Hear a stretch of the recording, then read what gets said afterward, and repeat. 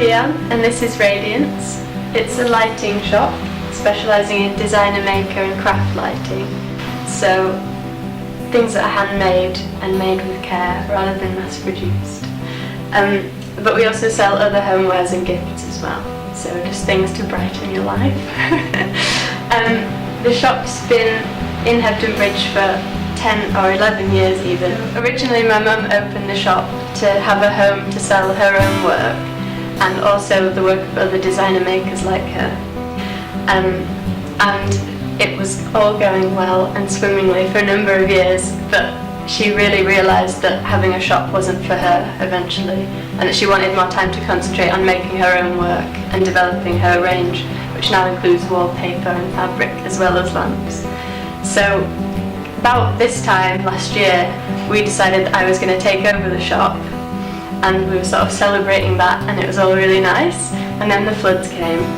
So obviously that was a major setback. So since December when it flooded, we were closed until this September, so a whole 9 months. And that was quite hard, as you know, as it was for everyone.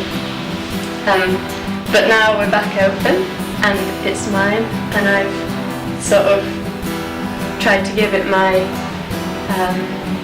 own feel and my own touch, and it's going really well and it's so nice to be back.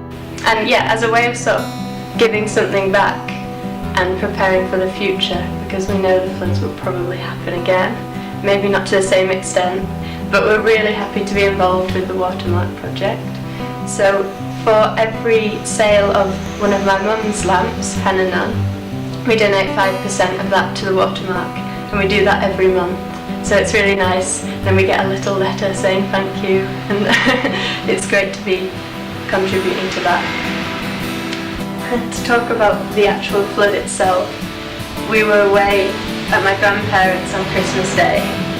Like everyone, we were trying to celebrate and have a nice relaxing time, but then the floods came on Boxing Day and we were still away and not able to travel back, so it was really quite difficult knowing that the water levels were rising but we couldn't come and do anything. Luckily our landlord and landlady were here, they live upstairs, and she rescued a few things and took them up, but that's only so much you can do.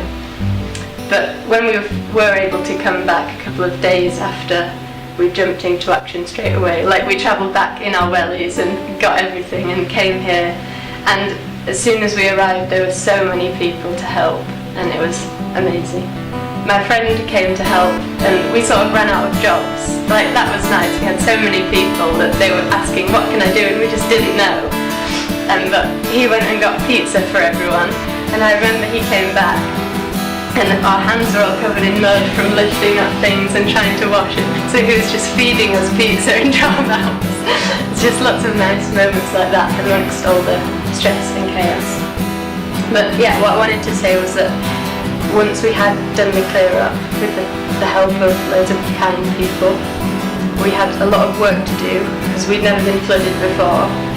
So the plaster all needed redoing, the floor, we had a huge cavity under the floor which filled with mud, so we had to get that removed, but now we filled it with concrete, and we've taken some steps to make the building more resilient to flooding in the future. So we've got wooden floor, well, it looks like wood but it's actually ceramic tiles. I think a few places have got that as well.